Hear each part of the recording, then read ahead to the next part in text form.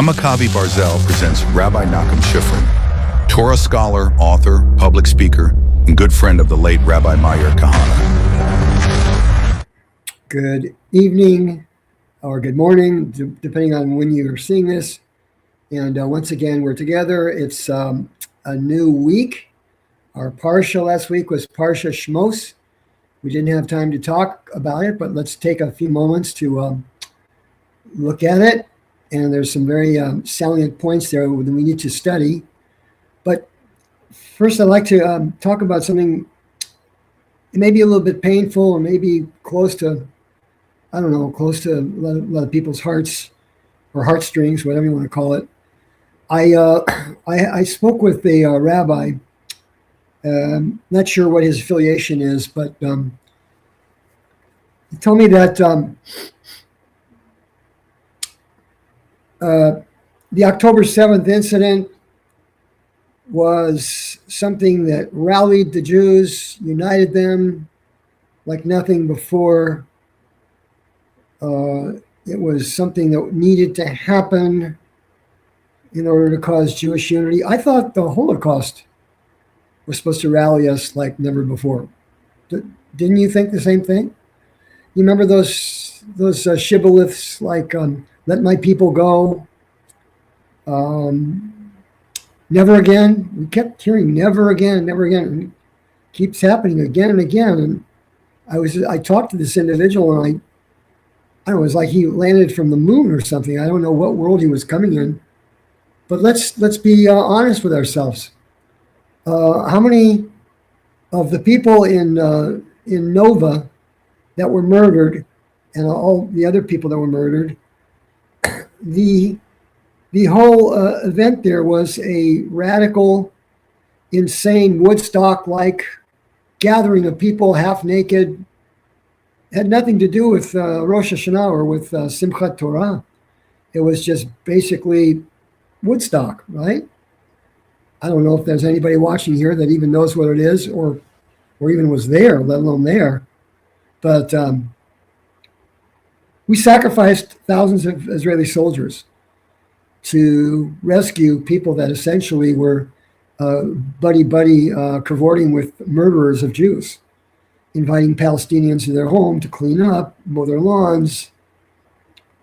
I saw the movie that you have not seen of that whole Nova experiment, that whole, it's called a holalut in Hebrew, just brazen,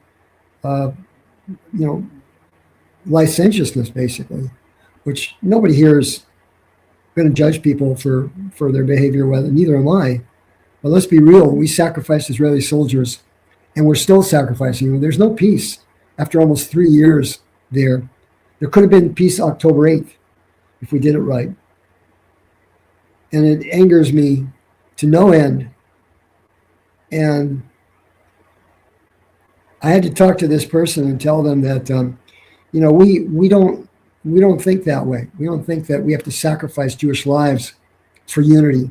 In other words, let's make a barbecue, throw a few Jews on it, like on the altar, like sacrificial lambs, as it were. And then hopefully the Gentile will say, hey, wow, these guys really want to make peace with us to the point that they're sacrificing their own sons. That's not how it works. It was never how it works. And I really resent it. And I want to tell you that there's something burning inside of me for people that are so willing to see Jewish blood shed for the sake of quote unquote peace. The only time there's peace is when one side unequivocally and absolutely says peace says that peace will be when the other side completely gives up. All right? Like as the case with the Japanese and the Germans. We all know how that ended, and that's what got peace. Because of massive military superiority and bringing them to their knees. That's the only time there's peace. A lot of people, I'm going to get to the Parsha in a minute. I know I'm deviating a little bit. A lot of people wonder, every year Saddam Hussein, he made his name be blotted out. Shouldn't say that, actually, unequivocally, because he did he did neutralize the Iranians, which was a good thing for us.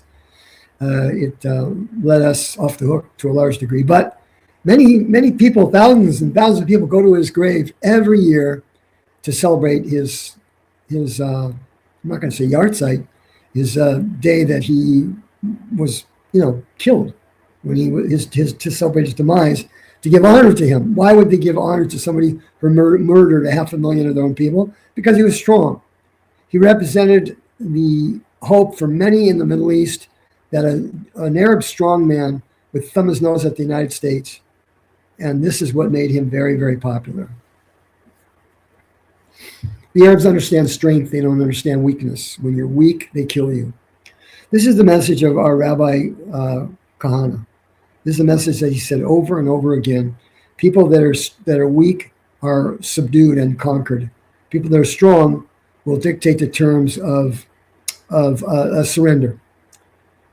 And we have yet to do that. We've been in so many wars, that is to say, the Israeli military. Not once was there a victory. Not once did the Arabs say, we give up. And so therefore it keeps on happening. So this idea that we have to sacrifice our sons to show the Gentile world that we really, really want peace is absolutely absurd, and it's a perversion. This week's parsha is an interesting thing in several points. The whole purpose of the migration to Egypt by the entire Jewish nation and the subsequent enslavement of them after all the sons of Jacob had passed away, after Joseph had passed away. And then there arose a new Pharaoh who said, I don't remember Joseph at all.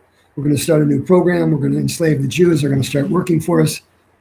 What's interesting about it is when we celebrate Passover, Passover is the word Pesach. In the Gemara, there's several meanings. Pe, of course, means mouth. Sach means to talk. And in the beginning, the Egyptians, being clever, they got the Jews to voluntarily give their labor, building pyramids and whatnot. And by talking to them and, with blandishments and with cudgeling here and there, they got them to do the work. After a while, instead of using their mouth, they used a whip. And that happened for 210 years. The only thing that we can say about the slavery in Egypt is that, first of all, it was brought to our attention through Abraham, right? In the covenant of the parts, you might look back in Genesis, you'll see that, where he was to choose whether the Jewish people would go through fire and brimstone in hell or slavery in Egypt. He chose slavery. God has a strange way of working, and it works like this. In order for the Jewish people to accept the Torah, they needed to be subservient to his will. Now, we've said it before, and Rabbi Kahana said it often. Once you become a slave, you're probably never going to be free again. You're going to be very dutifully bound to your master, or very amicable about accepting orders from others. But here, God's plan was, in order for the Jews to be subdued and to acknowledge his will and perform his will, meaning the Torah, they needed to go through basic training. I know this sounds very strange when you think about it. Some people have not thought about it much, but that is actually the ultimate purpose of this whole program. Yet, we find some amazing vignettes within this period of time, when the Jews were slaves, and several of them are about what Pharaoh himself said. He said that he told the midwives and he told the Egyptians to throw all the Jewish boys in the Nile River, the firstborn, and they could keep the girls alive. Now, the Torah never wastes one word, as you probably know. It's a very terse narrative, very straightforward, not a lot of emotion. Matter of fact, there is no emotion. If you look at the Torah, it's pretty factual, right? It's pretty straight to the core. So if we're going to say that the boys needed to be thrown in the river, but the women you could keep alive, it's already inferred that the women are going to be kept alive, because if you just throw the boys in, then the women will remain alive. But there's something further here. Alive, meaning being able to submit to Egyptian culture, Egyptian idolatry, Egyptian jaundiced, salacious, and murderous type of lifestyle. In other words, it's okay for the Jewish women to be alive. We'll just stick them into the general population, as it were, and they'll become despicable just like the Egyptians themselves. It says about the Egypt that it was Irvat Haaretz. It was I don't know how I would say it. It's a very salacious, a very promiscuous people. And add to that tons of idolatry. So these are two of the things that we wanted to mention. The good things are, there is some good things that happened in Egypt. In Goshen, where the Jews were allowed to stay by Pharaoh, it was a verdant land. They had all their cattle with them. They had everything they needed. They had food. And this, of course, is in the period of the famine. Don't forget, there were 7 years of famine in Egypt and the world, actually. And the Jews, because of their merit of bringing water through Jacob, implementing various systems of agriculture and irrigation and whatnot, they were able to produce food for the rest of the world. But in Goshen, everything was there. The thing that Jacob said to his son Judah, when Jacob first came to Egypt, right before he passed away, he did say for him to open up a house of study, a yeshiva, as it were, a Beit HaMidrash. And from there came the light in Goshen. Goshen was never dark. Even during the period of darkness, during one of the spells, I don't know what you call it, Aseret HaMakot, the plagues, one of them was darkness. The entire Egyptian people were in the dark. They couldn't see, they couldn't sit down without bumping into their friend. In Goshen, there was light. Torah comes from the word or, which means light. The entire world is lit when we study Torah, and we continue that legacy that was given to us by Abraham. So there were good things, and they also never changed their tongue. They always spoke Hebrew. They never changed their language, and they never changed their names. See a lot of people changing their names in the West. A lot of times you don't even know if somebody's Jewish anymore. Instead of Shmuel, it's, I don't know. you name the name, you know. We've heard them all, plus especially in Hollywood. You'd have no clue who's Jewish if you just look at the names, right? But that period of starting the exile in Egypt, it was last week. We're going on to some other things, getting ready for the revelation on Mount Sinai. The whole purpose of the Jews being enslaved was in order to receive the Torah. Interesting, another thing before we part is the language used in this week's Parsha of that the Jews were burdened with avodah kasha, and building bricks and all kinds of work in the field. So what does the Zohar tell us? That the Jews, when they were redeemed and when they were given their freedom, and then after Mount Sinai especially, the Jews were meant to be working. The period of exile in Egypt pretty much enabled the Jews to get ready for a life of work. Now, what do I mean by that? Kol avodah kasha. All the avodah kasha is kushiot, which means questions. Questions, of course, in the oral law. So the Kabbalists have taken this phrase and it extended it to mean this is what the future work of the Jewish people will be. Now, everybody that is listening to me has a job. We all work. Each one of us does in our own way in order to sustain ourselves. But avodah kasha, in this sense, is we're not slaving, making bricks anymore. Kushya is questions, meaning in the Gemara, in the classical sense of the oral law, where one rabbi questions another, and they're always questioning and bringing up points in order to leave what's the word? Levenim comes from the word livun. Livun means to make clear, right? Livun alacha, to make the halacha clear. What do we do? How do we light the candles? How do we put on a mezuzah? As livun, levenim are the product of that which the Jews did in Egypt, and it's now transferred over to concepts of study.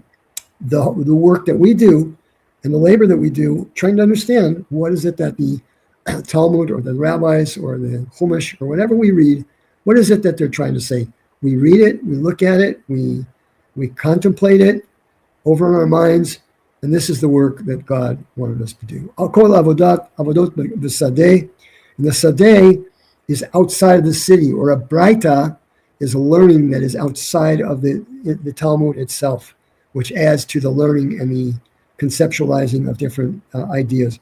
So we see that through this, amazingly, the Kabbalists have taken, through the Zohar, have taken this idea of work and transferred it from the mundane and the perilous to actual work in studying Torah. Studying Torah is called avodah.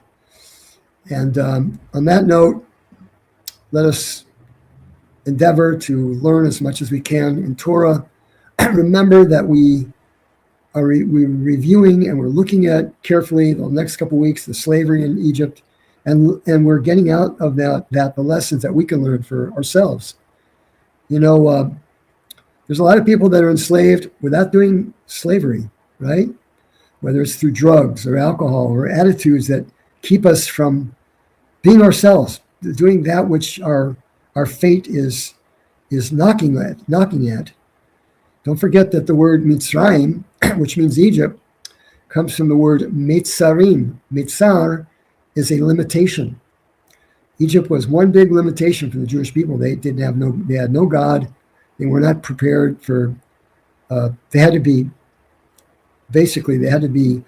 lined up and prepared for the day where they would receive the Torah on Sinai. But also, we should never forget that of the people that left in the redemption of the Jews from Egypt to the land of Israel, only 1/5 of the Jews left. Why? 4/5 wanted to be in exile. They did not want to be free. So when we talk about Mitzrayim, Mitzarim, limitations, narrowness, Tsar means, of course, narrow. So this narrowness of thinking and of action affects each one of us, all of our lives. We're blocked somehow. We have writer's block or thinking block or whatever about what we should be doing and what we're doing presently. So with that said, let us think about our forefathers in Egypt, what they did, the lessons we learned from them, and with the help of Hashem, we will go forward, learn His Torah, be more happy about being Jewish. Let's put on a display of Jewish pride wherever we go. And with those things, we'll be absolutely accomplishing that which Rabbi Kahana, Hashem Yikom Damo, would ask each one of us. So with that, God bless everybody. Have a wonderful week. Looking forward to, by the way, we just had a baby boy a couple days ago. For me, it's a grandson. Could you believe it? It's number 21. I need a computer to figure out all the names and whatnot. It's pretty crazy. But I thank God. We're so lucky. We're so blessed. And we're the Jewish people. Matov Chalkenu How wonderful is our lot. God bless everybody. Have a great week. And please don't forget to support the JDL anytime you can, whether it's financially or volunteering. And God bless everybody. Take care.